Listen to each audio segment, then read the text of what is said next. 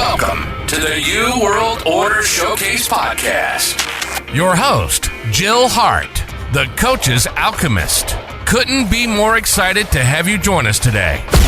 On this podcast, we celebrate the champions of change, the up-and-coming life, health and transformational coaches who are fearlessly stepping forward to make a difference in the world. Get ready for inspiring stories, practical tips, and powerful moments that will motivate you to make a positive change in your life and those around you. We're happy to have you join us on this incredible journey as we dive into the world of life, health, and transformational coaches who are lighting up the path towards a better tomorrow.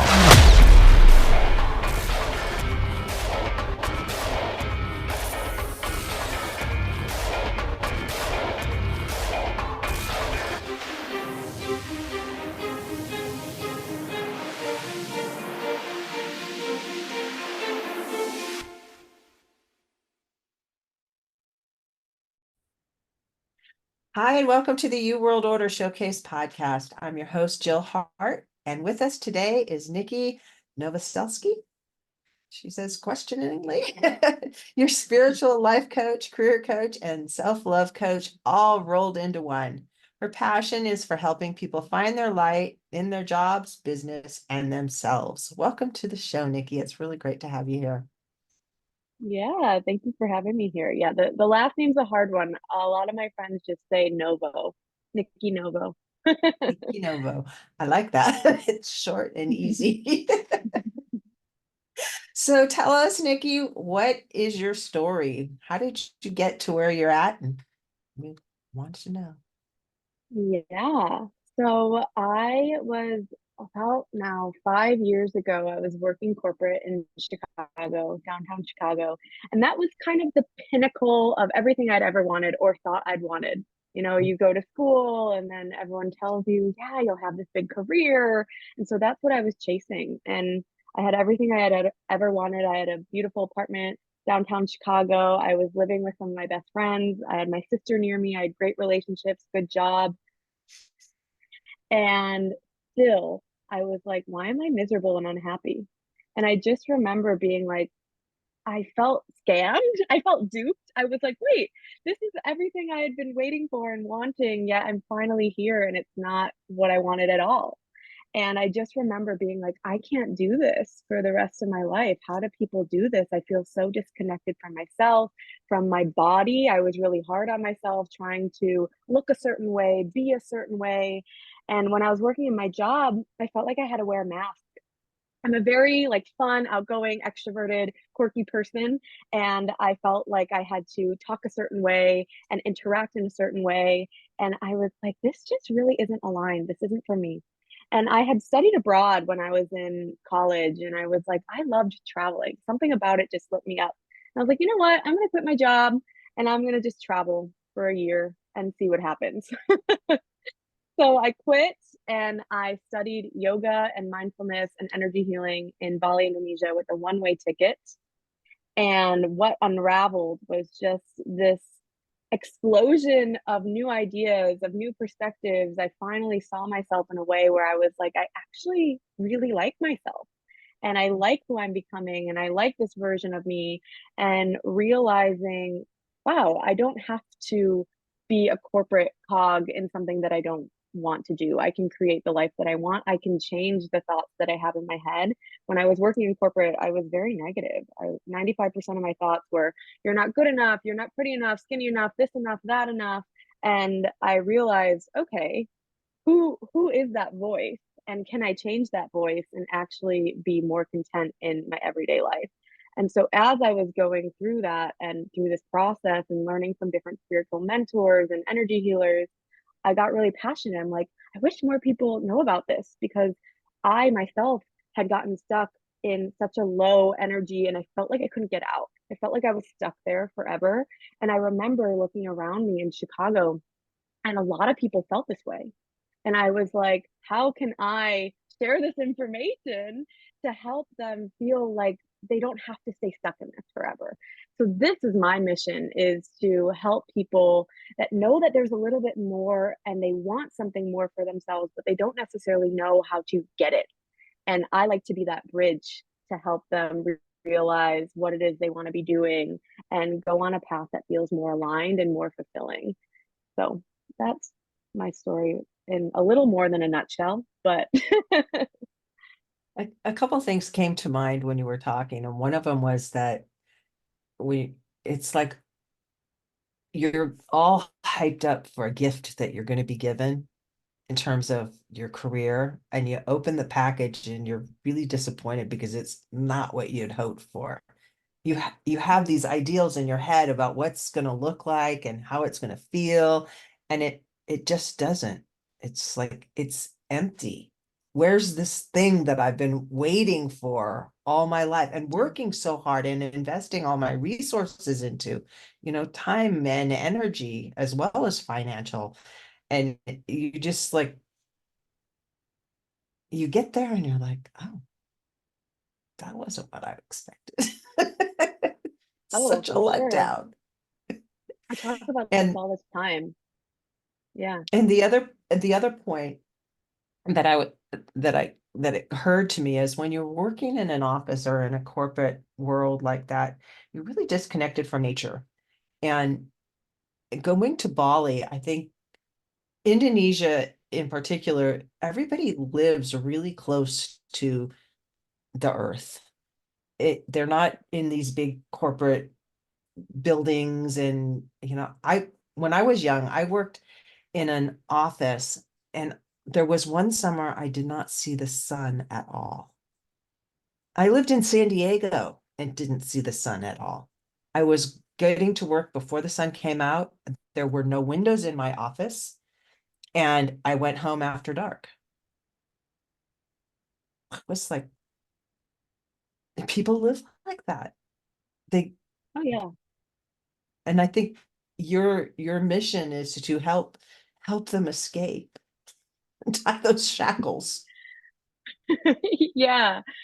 And it's that, but I'm also a big believer in that you can stay exactly where you are in the same job that you're in, but if you Mhm, just tweak a couple things mhm, in your life, that will exponentially help you feel more fulfilled too. Because I've had a lot of people be like, okay, yeah, but Bali is rainbows and butterflies. Of course, you're gonna feel happier there, mhm, which is true. I was like, that is a fair point.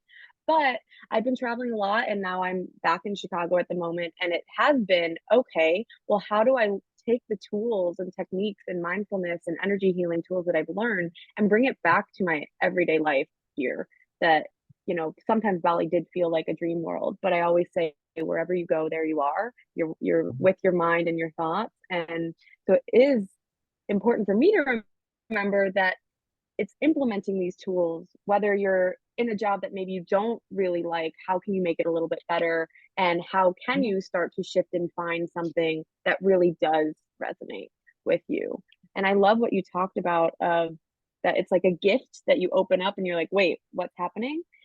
And I talk about this a lot because I feel like we are always looking towards the next thing. And I remember this was my biggest thing. I would be like in my job and I'd be like, okay, but once this event's over, because I worked in events doing corporate events and trade shows, and I was like, okay, well, once this event's over, then I'll be happy. Or once I find a partner, then I'll be happy. Once I'm making X amount of money, then I'll be happy.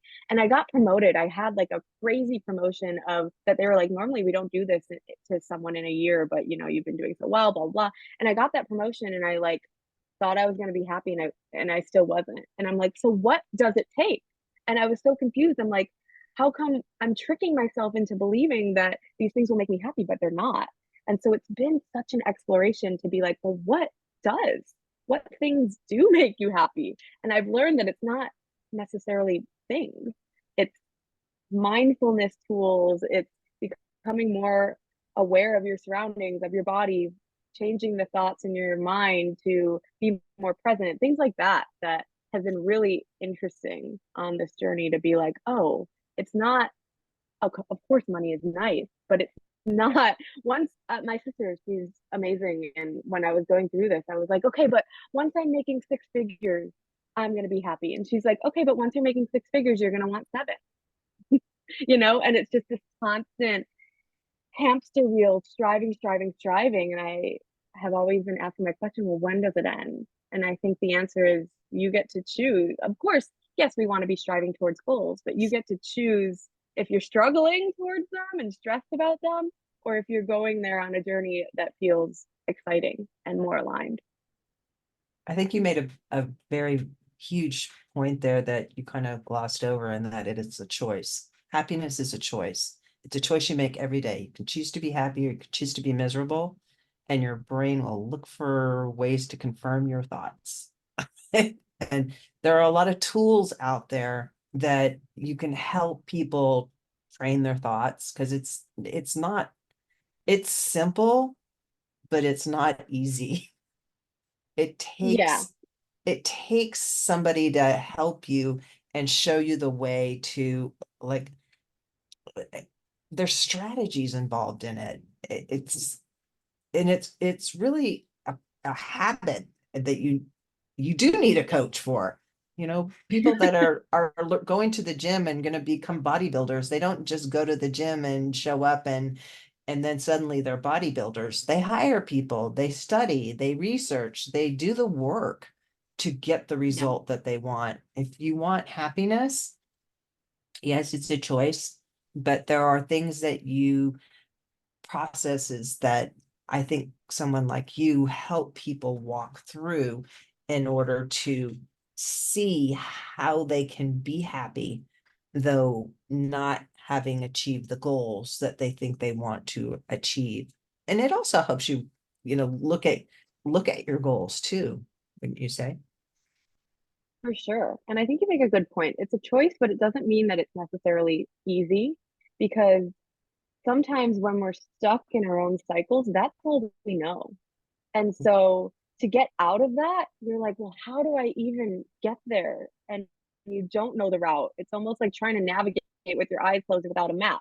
And having someone show you this map of how to get out and show you that there's a road and that it's possible is really helpful. Because I And even remember what when I was happy deep in looks my like. misery. Yes, for sure. Because I was surrounded by people who were just skating by too. And I didn't have that inspiration to be like, oh, well, what more is there? But yeah, I remember I was deep in my misery and people would say that to me, and there's all these platitudes, and I was doing meditation, I was doing yoga, I was doing gratitude journals, I was doing all the things, I was in therapy, and I was like, why aren't any of these things working? And I had a friend who was like, yeah, happiness is a choice, and I'm like, I'm trying. And I would get so frustrated because I'm like, I feel like I'm trying, but why can't I get there? And so it's fascinating. I've realized that we can listen to all the things, and people can listen to these podcasts and consume it and consume the books and the self-help videos and all these things. But until you really do the deep work with someone who's done it and can walk you through it, and you have that awareness of what's actually making you miserable and why you're clinging to the comfort zone and why you're stuck in the cycle and how to break the cycle, then it becomes easier to move and shift and make that choice. I think it starts with the choice of choosing to change. I call it the dark night of the soul. Glennon Doyle talks about it. So does the holistic psychologist of Dr. Nicola Pera. The dark night of the soul, it can be, it was me crying on my bathroom floor, being like, I can't do this anymore. And in that moment, you're like, this sucks. What am I going to do? But also, that moment is so beautiful because in that moment, you're deciding, this is it. I can't live like this anymore. And then you decide to make a change. I think a lot of people live in this zone where they don't quite hit that dark night of the soul. They don't quite hit rock bottom. So they're just like finding comfort in this area. And it like doesn't feel great, but it's not bad enough to shift and change. And that's where a lot of people live. And my goal is like, if you don't want to live this, you don't have to. I will show you that you don't have to. That doesn't have to be the baseline. We can shift and change it so that your baseline is feeling happier and fulfilled and more content and more peaceful. I I can talk about this forever, but I have a client who I'm working with, and he was like, "This is the first time I've felt peace and feel fulfilled in my life." He was like, "This feels weird." Once you actually move out of that comfort zone and you feel happy and you feel fulfilled and you feel content, you're like, this is not normal. What is going on? Because our brains are wired to keep us in our survival mode. And so going against that autopilot of trying to protect us can feel bizarre.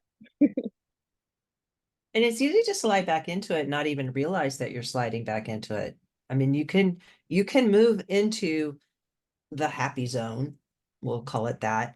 But if you don't have a community around you, even if it's just one person to kind of help you stay there, and it's like muscle memory. Brain For has some sure. muscle memory about what it is to be in the comfort zone that it's used to. And when you start pushing it and challenging it to be in a different space, unless you have others that are kind of are in that space too, that can say, yeah, it's okay, you're safe over here.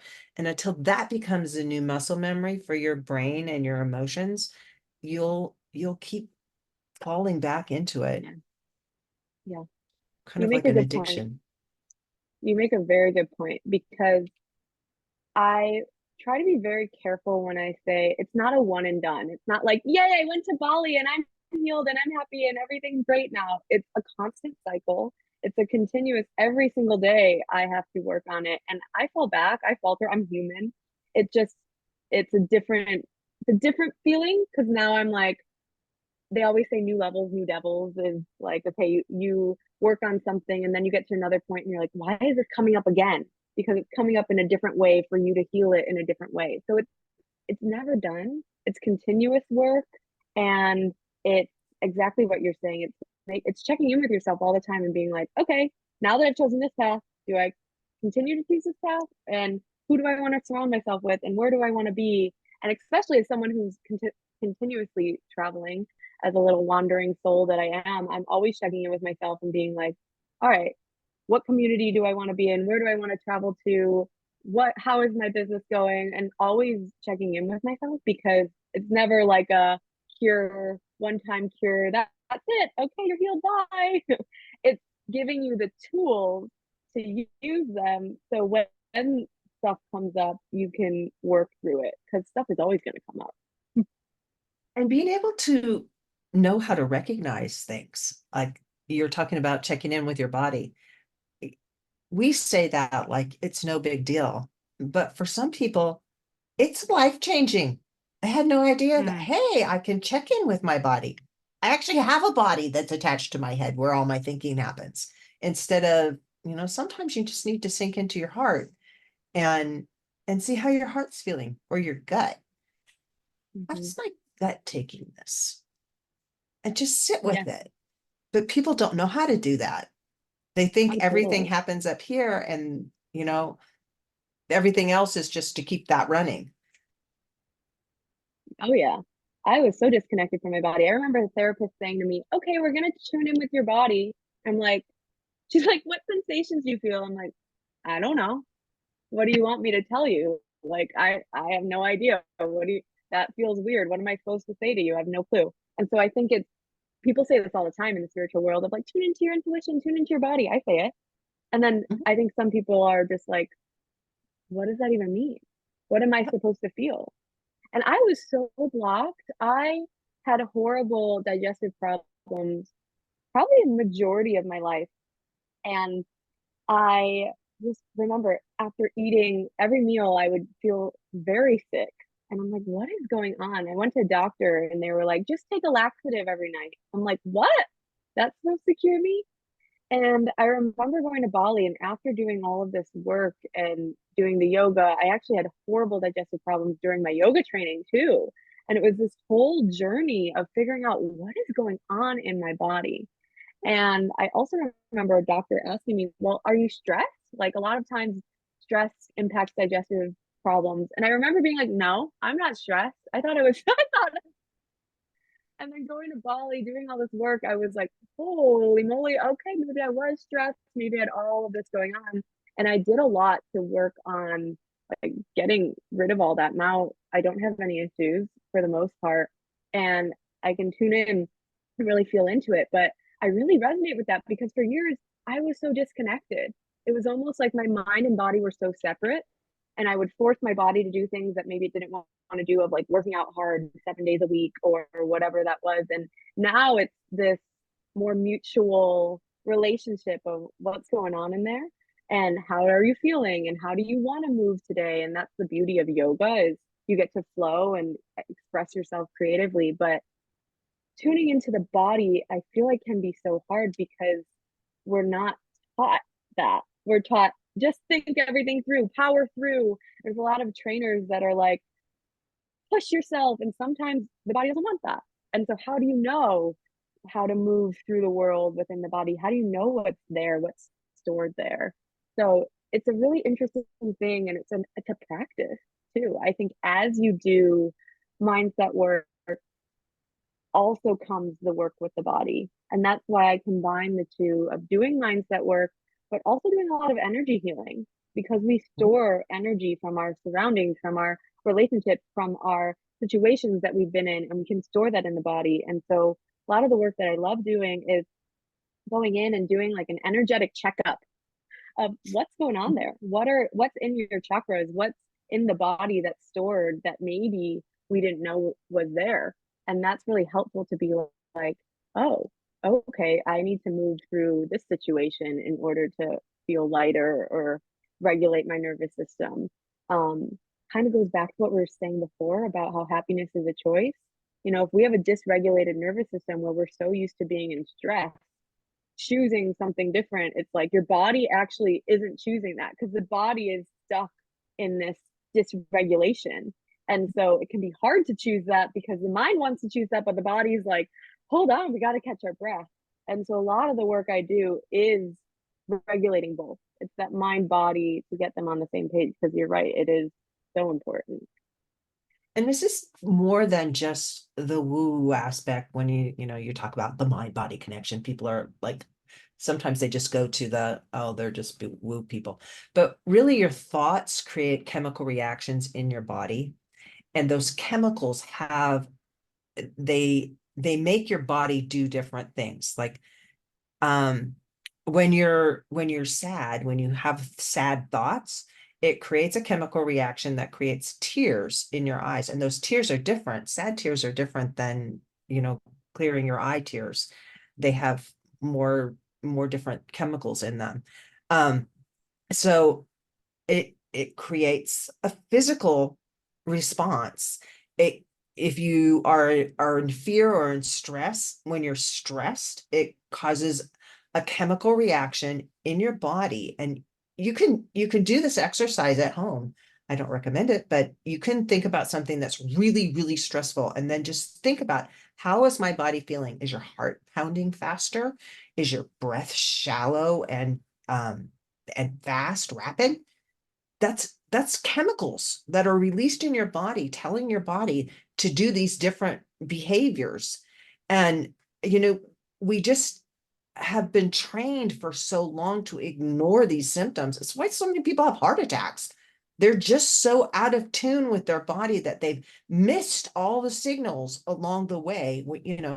You're talking about your digestive tract being upset. Well, your digestive tract is connected directly to your brain. And when things aren't working right in your brain, right down to your digestive tract, and that's the first thing that shuts down.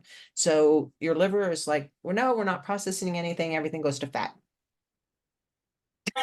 Game over. And then we're like all stressed out because we're gaining weight. Well, duh. The cycle. It's the cycle. Mm-hmm.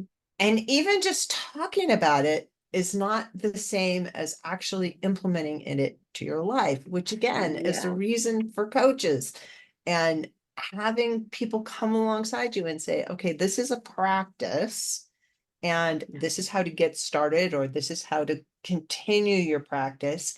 And if you stop doing your practice, you're going to backslide. If you stop going to the gym and lifting weights, you're not going to maintain your muscle mass.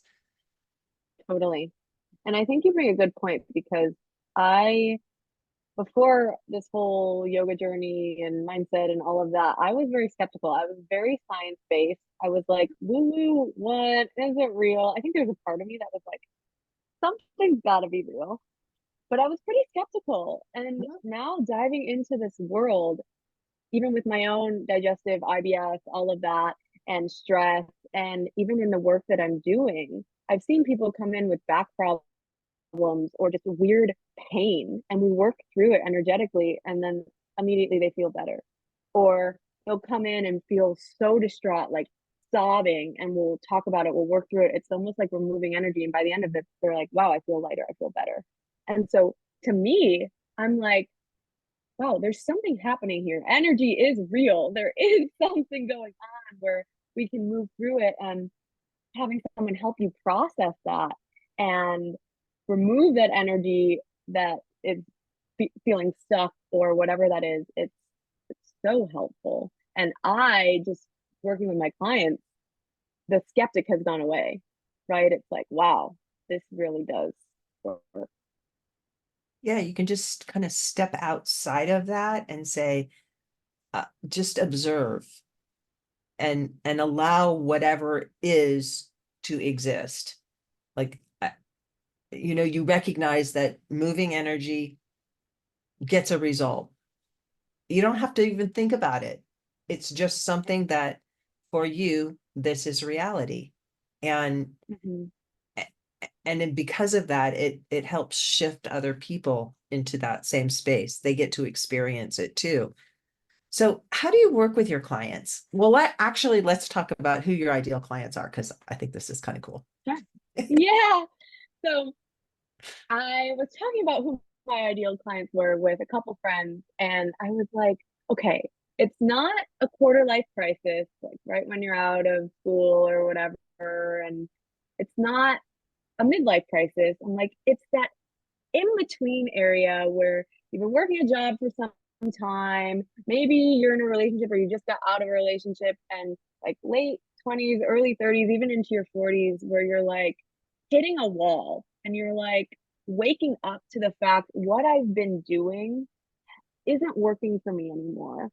How do I step into a new chapter that feels more fulfilling, more purpose led, more connected, more aligned? And I've been calling it now, not the quarter life, not the midlife, but the tri life crisis.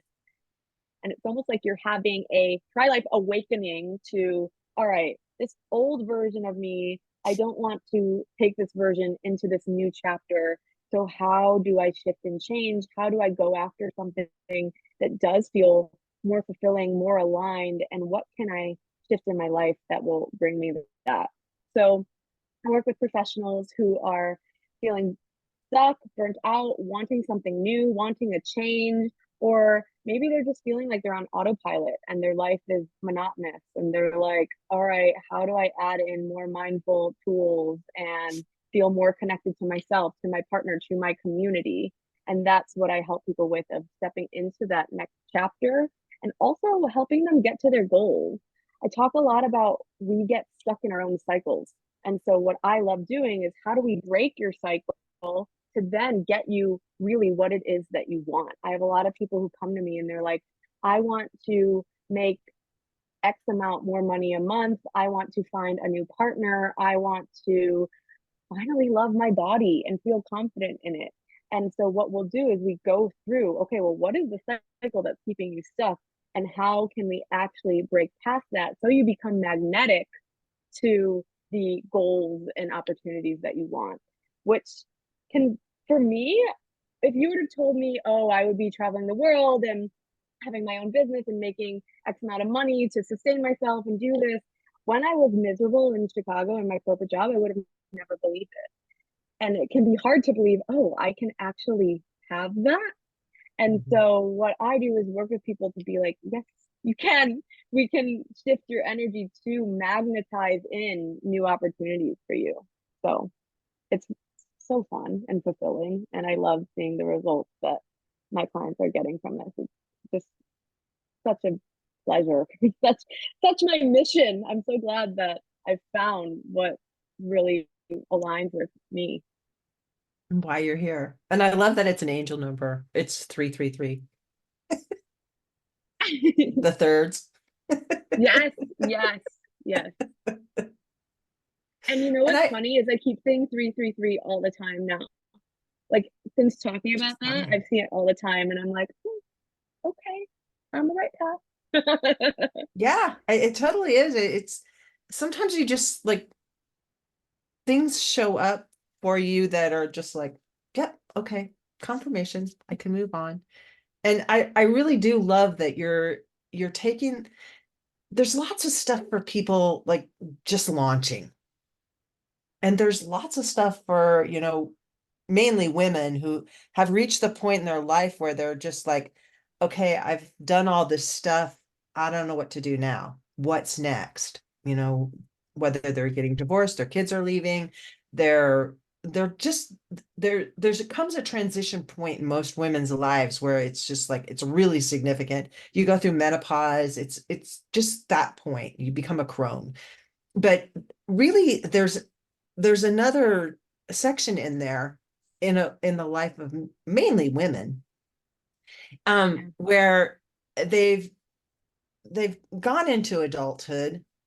They are women. They've established themselves as who they are, and they're pursuing their life, and often they get forced into careers, places where they're supposed to be. You're supposed to go to school, and you're supposed to get a career, and you're supposed to do this, and you're supposed to do that. And it's mainly their parents that are pushing them. I mean, I'm a parent too, and I do it too. It's like, we just want to see you successful. We don't care what it looks like, and we don't care how you feel about it. It's all about us. It's not really about you. Um, it happens. It happened to me as a kid, and I know that it happens to everybody. And they mean well. It's nothing against your parents. But you find yourself in this position, you wake up 5, 6, 8 years into this career that you've invested a whole bunch of time and energy into because you went right after high school. You never really had time to discover who you are. And yeah, I think it's so great that you're helping those people go, whoa, whoa, it doesn't have to be like this forever. You don't have to just settle for some guy or some relationship or some job and stick with it forever and be miserable. That's your lot in life. Yeah. Suck it up. Yeah. hmm Yeah, totally. It's almost like a shedding of, okay, that was that chapter, and now I'm ready to step into a new chapter that feels different. How do I do that? And it's shedding parts of yourself to really discover who it is you want to be and who it is you want to step into. And it can be really scary, but it's also really exciting. And I think I've had so many people come up to me, friends, clients, strangers that feel safe enough to tell me about their lives. And they're like, I've been doing this for so long. And, I got the promotion that I thought I wanted, and I'm making the money that I thought I wanted, but I'm still not happy. And I call it the checklist. You have everything on the checklist that you're supposed to have and be happy with. You have the income, you have maybe the nice apartment or the house or the relationship, and you're getting married or you're having kids, and then you hit a wall and you're like, wait, okay, so I have everything I'm supposed to have, but why aren't I happy? And actually, I was doing the science nerd in me is still here. So I always fuse science and spirituality, and I always do my own research in my own time. But there's a podcast, and also the American sociologist of Corey Keyes. He talks about it of languishing, this feeling of languishing. It's not necessarily where you're like completely depressed, but you're also not thriving. It's just this period where you feel empty, and you think Floating in the that, water. I don't know, yeah, you think that all these things are supposed to bring you happiness and excitement, so you're striving towards them, and then you get them and you're like, all right, that's not, I just am going through the motions and I'm not actually that happy. And I thought that getting a relationship or getting this job or making more money was going to be the end all be all key to happiness. And you realize actually it's not. And that's where I come in and be like, okay, well, it's an inside job. Let's work on that. And then whatever comes on the outside, that will be more aligned too. I think when we work on ourselves, and I've seen this time and again with myself, of the more I do the work on myself, opportunities, like it'll be a 24-hour thing. I'll do some deep healing with a friend or a mentor or a coach, and we'll clear out some of my own energy. And then the next day, an opportunity will come up, and I'm like, wow, that was quick. So it Yeah. really is this like shedding of yourself to welcome in something new. Yeah, it's clearing space. Mhm. You get all full of sometimes junk. Sometimes it's good stuff, but sometimes it's junk. But you need to move that out so there's room for Yeah. more stuff to come in. Yeah. Opportunities, energy, whatever. So how do you work with people? Is it groups, one-on-one, combination? Yeah, I got the whole lot. So I love doing one-on-one work because it feels really, really deep and transformative. But I also love doing group work to see that camaraderie and see how we bounce off each other. So I have one-on-one VIP work and I have a group program as well. And then there's other trainings that I have that people can look at and sign up for. I have a free training called Catapult to Clarity, which really helps people. Okay, I'm not sure, I'm feeling stuck, I don't know where I want to go. This gives an intro to some techniques that you can do and some perspectives that will help shift you into finding, okay, maybe this is the route I want to go. So I've got the whole lot of free things people can check out, free resources to really dip their toe into this. And then once you're like, okay, let's do the thing, let's step into the next level, the next chapter, I have that one-on-one and group. Awesome. And people can find that Catapult to Clarity in the show notes.